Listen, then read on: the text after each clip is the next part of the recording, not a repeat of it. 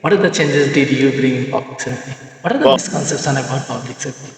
a lot of times people think that we're just driving in cruisers and trying to ruin a good time. Chief, a lot of people ask me and told me to ask this question. Oh, Can you please explain about parking and ticketing in detail? oh yeah. So it's not the fun part about our Just job, pops up to my mind. What is but one of park the most enforcement. underrated resources of Springfield College public safety that a lot of people do not utilize and everyone should utilize or take advantage? I think REMI is also one of the factors that bring people, community together with Yeah, more closer to the public safety. yeah, Because I see whenever you are with the REMI, everyone at least come and touch the dog and want to do something. I think that is also one of the component that brings people yeah, closer to the public safety. yeah. No doubt He was that it's definitely. going to raise a lot of money because in college everyone talk about Remy. Yeah. Everyone is like very passionate. I think you can raise a lot of money on the name of Remy because students are so excited. I think I'm also one of the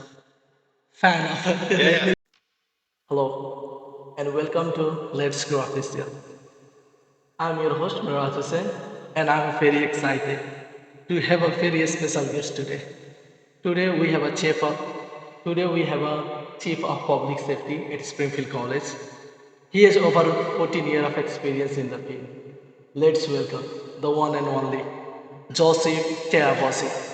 Chief, welcome to the podcast. Thank you for having me. Appreciate it. Chief, how are you today? Doing good.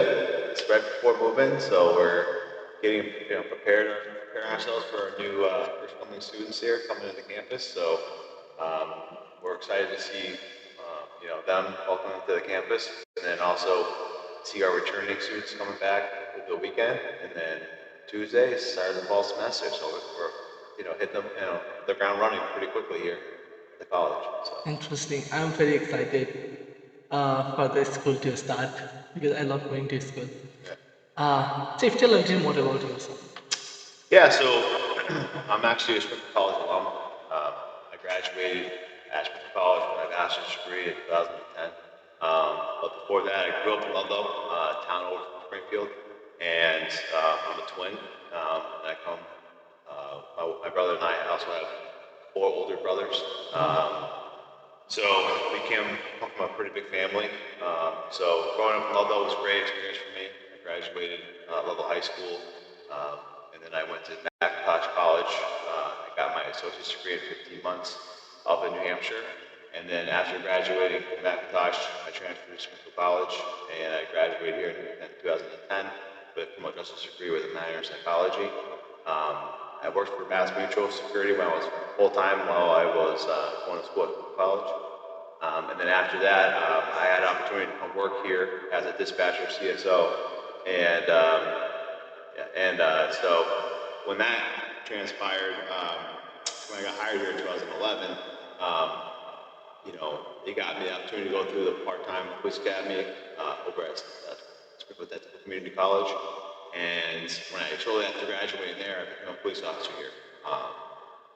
In September of that year, I ended up going through the full-time academy for SSPO, Special State Police Officer Academy for the colleges. Going through being sponsored by Springfield College. During that time frame, I graduated and I started working here full time. In 2013, in July, I actually ended up leaving college, go to Western University, rival. And in that time frame, those 4 years, I was able to, become an evidence officer, do investigations, and be a field training officer. So in that time frame, I learned a lot, grew a lot, and met a lot of great people. And in 2017, I came back to Springfield College, and I brought six with me from West New England. And we were part of a rehab of the agency. President Cooper came over, became president, 13th president, and she brought a lot of positive change to the community. And so part of that change was hiring, at the time it was Karen Leary was the chief. She brought me back over as a sergeant. And then the six that followed me, we all got leadership roles within the agency. Dan Cotter was a fellow, came over from Western New England with me. He was a fellow sergeant. And he and I, along with Karen Leary and the staff, kind of rebuilt our police department from the ground up. And in the last 8.5 years, we've seen significant strides in community engagement, servant leadership, and the 21st century law enforcement when it comes to finding what the needs and wants are of the community, and trying to implement those in our daily routine of how we police and how we serve our community. So it's been kind of a whirlwind. In 2020, it was 22, I was named interim chief because Karen decided to retire. And so for a year, I was given the opportunity to lead the agency, and I became permanent chief May. So it was 2021 I became interim chief. I was permanent chief in May of 2022. And one of my first orders of business promotions and progressing the agency was promoting Dan Clark, my deputy chief, who's been alongside me for the ride for the last 10 years of working together. It was the perfect fit for us, and we were given the opportunity from President Cooper and from Lester Primus and now Dr. Slaney to lead this agency for the last 4 years, and it's been nothing but a blessing and privilege to do it. And it's always great to get back to the community that welcomed and embraced you so well as a student. Now I'm giving back very much to our students here and trying to help mentor them and make them successful for the future when they graduate. So that's a little bit about me. Oh, thank you. Thank you very much for giving the overall picture of everything, Yeah, Chief. it's a little summary. Yeah, thank you. Yeah. Chief, you say that you grew up in the big family. Yeah. What do you mean by big family? Because I grew up in the family where we used to live 52 members in the same house. Oh, wow. Yeah, not that big. My brothers are a lot older than me and my twin. So my mom and my father were both married first to previous people, and then fortunately, this is how things worked out. They got divorced, and then they had us. So we're not like we're like the modern day family, where my parents both had two boys each. So growing up, I had older brothers. They were the closest one to me, my brother Jim and I is 14 years older than us. So they were teenagers when we were born. My brother Gregory was 18 when I was born. He was graduating high school, So, overall, it's one of those things where they were really positive big brothers looking out for us. Always, my brother Shide was really big on helping us play sports, and making sure we were doing the right things, and he used to take us to college when he was at Framingham State at Bridgewater University. He would take us up there, and for the weekend we'd meet his friends. We would, he played soccer. We would go to the soccer games. He was on he helped with the hockey team, so we'd go watch the hockey team play. And he was like that role model. He never, drank alcohol in front of us when we were at the college. He was always, kind of being that, taking us out to movies, doing all those big brother things to give us a good experience from growing up as kids. Oh wow, I like this because in this generation it's very hard. Basically, in Western society, people do not consider their brother as a role model. Yeah. You were the first one whom I saw, Oh, really? whom I hear that I consider my brother as a role model. Yeah. If you need to say two lovely thing about your brother that you want to learn from him, what are the two character or what are the two quality that you really want in you from your brother? Well, his dedication, when I think Jimmy and I both have it, where Studio was always the kind of person where if he set his mind to it, he did it. And no one was going to take him off that path, So his dedication to being successful and his compassion for others are two things that I would say, he gives you how he feels, no matter if it's going to, not hurt your feelings, but he's brutally honest, and I like those kind of people. I surround myself with people that are with the same type of personality, because you don't always want to hear you're doing great. Sometimes someone needs to pull you aside and say, hey, you're doing this a little bit better, or here's how maybe you can try to.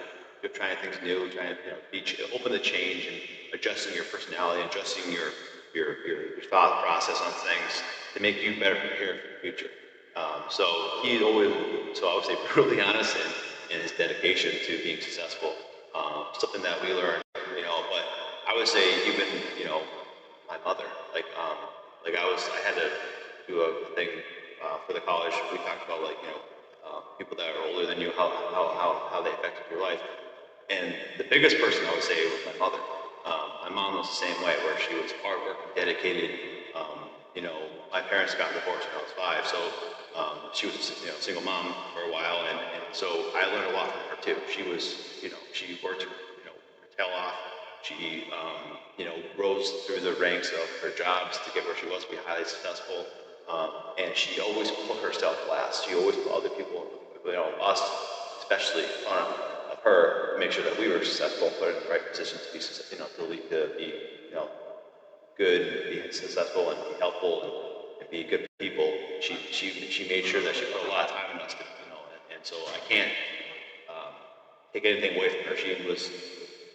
I always I've written so many papers going through high school and college about who are your heroes in life, and my mom has always been that person for me, and it hasn't changed. Obviously as you get married and you have kids, and I can still go back to her and ask her, hey, how did you handle me and my brother, when we were younger? How did you handle, CJ and Curtis, and all those other things, So it's one of those things where it's like she's a wealth of knowledge, but she's always, willing to give me her opinions, even if it's not the popular thing to say. She wants, she never hides, how she feels, which is helpful because, the last thing you can do is not tell people how you feel. We're here for a short period of time, so you want to be able to, get things across and be direct and be helpful, because you're not helping someone if you're not telling them, sometimes the honest truth, which sometimes can be hard to hear in your ears, because we're not perfect. We're all human. We make mistakes. So for her, it was like, she was pretty much hers. I would say hers number one as like a role model as a kid. I had a good relationship with my dad, my stepdad as well, but and then CJ, as an older brother, when we were younger, especially in sports, I knew everything about sports as a young child, because I fell in love with sports because of him. And music interests, both my mom and him. My mom was more country music, and he was more like rock and R&B. And so it's blessed me with liking music from the 50s, 60s, 70s, all the way up to today, and having a wide range, and so like history, about music, about sports, about our United States history, learning about different things, like all that you know, kind of like we call it interest started because of being around them, and and expanding my knowledge and those types of things. Chief, I will come to your mom, but you start from your brother. I want Yeah. to know, what does your brother do? You talk a lot about him. Yeah. What So does he do? my brother Shuday is actually he's a athletic director right now at Hampshire Regional School, and he started off as a teacher, was a physical educational teacher. That's what he went to school for, and health teacher, and he progressed through. He's been coaching, also been coaching soccer for over 20 years at the college level, high school level, and so he went with sports and he stuck with it, and so now he's athletic director. He's doing great in that field. He's well respected as a coach, I think, too, in the Western Mass. So he's been doing that athletic director for a couple of years now, but he's been a teacher for at least almost, I think, either 20 years or a little bit over. Chief, you said that we can say that you grew up with a single mom, Yeah. like your mom, Yeah. and now you are yourself a parent, like you have kids. Yeah. Uh, what are the differences you have seen? What are the differences you have seen in your grow up versus your child grow up? Because you grew up with a single mom. Yeah, well, my dad was in the picture. My dad wasn't he was very supportive. I, you know, um, I was very lucky because most, you could say sometimes you see divorced parents don't get along, and it's awkward. Um, you don't get to see the other parent as much of that.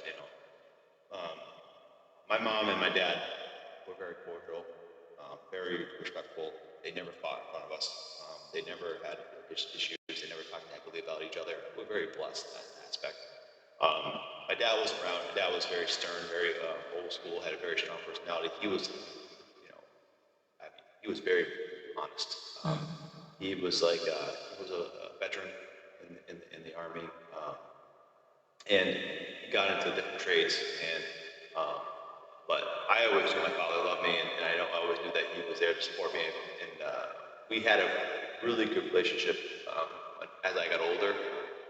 When you're younger, you're playing sports, you're doing all these things, you have friends. My dad never wanted to interfere with me having fun. And so, but he was always available. If I called him, if we made plans, like, he was always there. So that was good. But my mom growing up, like, yeah, she gave me everyday living, like going, getting us up for school and signing us up for sports, being at all the sports games and taking, traveling and doing, she didn't take us on vacation. She was always, she was in our life every single day. And my dad was around and was a positive presence for us throughout my life. I had nothing but, I mean, I'm the kind of person who looks at life in a positive sense. I'm very blessed with how I grew up. Any type of adversity that I had to adhere to, go through, it's made me the person I am today. I look at when you go through hard times, or because not every day is positive, but you go through hard times in life, it challenges you. You figure out how to problem solve, and it helps you in the future to make better decisions, but also not make the same mistakes twice. And so, like, overall in life, I feel like it's a journey. You can look at it in many different ways, but I look at my journey as a very positive one, because I had people who loved me, who cared about me, who wanted to see me succeed. But my mom, I don't want to say anything to discredit her. She did have to work her, tail off. She did work a lot of hours. Before me and my brother were born, she worked two jobs to support my older brothers, and was driving from Pittsfield, from Ludlow, and going all over the place and struggling. Because at the time the pay wasn't great. She was working minimum wage jobs. So like, but she did what she had to do to put food on the table. And when we were born, she had to kind of reinvent herself, and because she's so dedicated, that's a trait that we all got from her. I would say all her kids are all dedicated. Um, she put her head down, she worked hard, and she did what she had to do. But when it came to finding a profession, excelling in the profession, she ended up becoming an office manager, running an office at Enfield Enterprises, and then she worked for Building Specialist of America was first, and then she went to Enfield Enterprises afterwards, and ran the whole entire office, oversaw resources, oversaw make sure contracts got out, payroll. She did all those things. By the time she retired, she did retire, and now she's down in Florida, having a great life down there with my stepfather. Um, but it was a lot of sacrifice for her, a lot of education, mentorship that I got from her, and I still get it to this day. Even though I'm 37, I still talk to her about things and ask her questions, and pick her brain on strategies, how to be a better dad, better parent. Because she kind of had to wear sometimes had to wear both hats. Oh, that's interesting. Thank you very Yeah. much for sharing your life and going back in your life and sharing that story with us, Chief. Chief, I want to go back to uh, uh, the previous intro where you said that you were the Pata police officer, you went to WNA and you came back. I talk with a lot of people, and a lot of people say that you brought a lot of the changes in Springfield College public safety. What are the changes did you bring in public safety? Well, public safety historically here was very isolated from the community. Um, they had a chief for a long period of time, and so they were kind of set in a certain direction. The goal when I came was to kind of change the scope of what do we do here as a police department. Um, Things are going to be outside of our job description. I looked at this community as like a small town, you know, or some people will say a city within a city, right? Um, we have a condensed population, condensed jurisdiction with a heavy population that we have to serve. So there's going to be all asks and wants and needs from the community, and we have to be able to deliver on those needs. So I wanted to first build the trust, go out there and do a lot of community engagement activities, be a part of events, get involved with student orientation, which Annie Warshaw was phenomenal with, getting us a part of that process. Um, Getting us involved with the John Wilson Center, getting us involved in admissions, getting us involved in all the partners on this campus. So they would see us, they would get used to us, they would embrace us, they would know us by our first names. So it'd be like a small town. Police officers go out there and they patrol the community, they patrol the neighborhoods, they patrol local businesses. Well, we do the same thing here. We patrol our campus units, we patrol the library, we patrol all these different areas on this campus, classrooms, and we get to present in classrooms. We get to kind of explain what we do around here, because a lot of times the misconception of law enforcement is what, like, oh, they're just here to enforce rules. Well, more than that, we're mentors. We have a large population on this campus are 18 to 22 years old, and they're on their own for the first time. And we want to make sure that we're here to help them. If they make a mistake, we're here to help mentor them and have them grow personally, professionally, so when they graduate, they're highly successful for the future. One thing you can say about this college in particular is that when people graduate, they get hired right away because of the name of Springfield College. And it is because of what they experience in the 4 years or the 6 years that they're here when they go to the graduate school. They are our leaders in the future. So we're a part of that process of having them grow. Yes, they may get caught drinking. They may get caught doing something that's against policy. But when you're in this controlled type of setting here on the campus, we're here to help educate them, grow them into what they need to be for the future. So we're on the same. Everyone's mission here is student focused, right? And to help the students have a good time while they're here. And unfortunately, being in law enforcement, sometimes you see people on the worst days, but we can make a bad experience at the end a positive experience. That's the greatest thing that we can do as police officers. You see it in towns, you see it in cities, you see it in other campuses. But here we really focus on that. We really focus on the community aspect. We're not going to, see eye to eye certain policies and procedures with others. People might have a perception of law enforcement that's negative. Our goal is to change their perception by showing them how we do our job and being, a positive role model and a leader within the community. Are we going to make mistakes? Are we going to, we're human. To have people see us as more than just a person in uniform, see us as a brother, a sister, um, see us as, a father, a mother, see us as, a sibling or whatever. They can see us as a friend.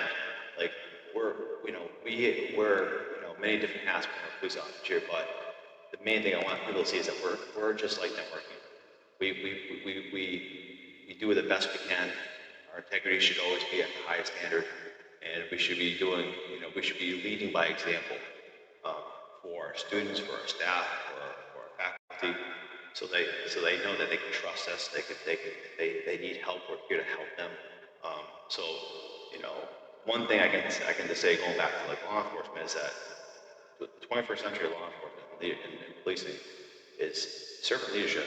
It's not really just a motto.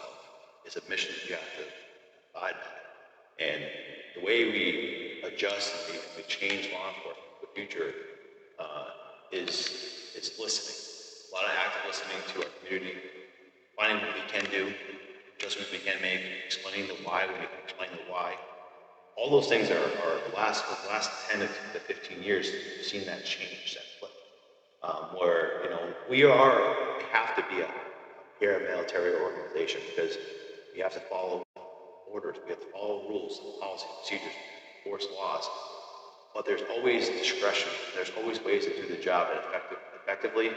And when you have a good pulse on your community with listening and seeing what the needs and wants are, you can efficiently put those, the laws, the policies, and all those things into place where you can help them, grow them, and again, it's all about, you know, um, making a positive difference. If you pull somebody over, a ticket is not the only thing you can do to get them to understand why they maybe were speeding, right? It might be a warning, an explanation of, hey, I don't want you to get hurt. Their speed limits are put in place to make sure that people drive at appropriate speeds so they don't get into accidents. You don't want to lose control of your car. So, like, having a little roadside conversation with someone, they might get the bigger picture of like, yeah, I did it to help you, you know. So giving them a warning might be sufficient. You know, when you go on a call and someone is going through a mental health crisis, taking the time to listen to, maybe they don't have anyone to talk to, and you're the only person that's there to talk to. So taking the time to listen to them and understand what they're going through, and not like say like, well, I get it, I know what you're. Just be empathetic, listen, and see what you can give them for resources to help them get through that difficult time, and then maybe follow up with them. We're a small community. I'm going to see you across campus all fall semester, and all spring. I'm going to make sure I say hi to you every single time I see you, because I know you now, and so it's no different. Like, so when we go on these calls, it's taking the time, explaining the whys. It's showing that you care, and and being the following through. Like, um, so it's just this job has evolved and has changed over time. So as society and all of us change, we need to adjust. And in law enforcement, I feel like here we have made those adjustments. We've been very proactive, very progressive on how we police because, again, to be a servant leader, you need to listen, you need to find out what the wants and needs are, and figure out how you can efficiently, effectively get those into your policies, into your way of policing, so your community buys into what you do here. So we have that partnership, and that's something that takes a lot of effort and time, but it's worth it because we want we want allies. We want people to support us, and we want them to know that we're there to help them, not to hinder anything, when we show up. Yeah, thank you. Thank you very much, Chief, for explaining what public safety is. Public safety is our friend, the one whom we reach out. This is so nice. Thank you for explaining. I want to ask, and you also mentioned a couple of times, what are the misconceptions about public safety? Yeah, I mean, a lot of times we're there breaking up a party. A lot of times we're there enforcing college policy with working closely with community standards. Um, but a lot of times people think that we're just driving in cruisers and trying to ruin a good time. We're more than that, yes, sometimes we are breaking up the parties. Sometimes we are letting someone into their doing lockouts. But we're here to keep the community safe, that by all means necessary. We do a lot of education on different types of things like, active shooter responses. We do a lot of things on first responder, RAD training. Um, but, for us, this campus law enforcement has evolved tremendously in the last 30 to 40 years. Um, it used to be the Knights Watchmen. People would walk around with keys and check buildings. That's still part of our patrol, but we've advanced ourselves. We have more tools. We have more training and education on how to be effective police officers. You know, Most people don't know that all of our staff, when they get hired, we send them to a bunch of trainings. Our sergeants go through an FBI LEADA 21st century law enforcement training. They get a trilogy. It's a total of 120 hours they have to go through of training just to become a sergeant, right? Then it's not only that, but then all our officers have to go through CIT, crisis intervention training, and they go through other investigation training. Um, so you're getting a high caliber officer right after they get out of the academy. We're sending them to these trainings. They can become a sergeant. We're going to these leadership trainings. They put them in the best mindset to be a strong, competent leader. So that's something that the deputy chief and I are very involved in, investing in our staff to make sure that our community is getting the best quality officer you can have. But we also develop them and finding what their strengths are and try to put them in the specialties that make them successful. So by investing in our staff, they're going to invest in our community. Use those strengths to invest in our community to help build those partnerships. So I have community engagement officers, and I have an advocacy officer. I have field training coordinator. I have people that are dedicated to do equipment training, and so we're very blessed to have very competent and very competent staff that buys into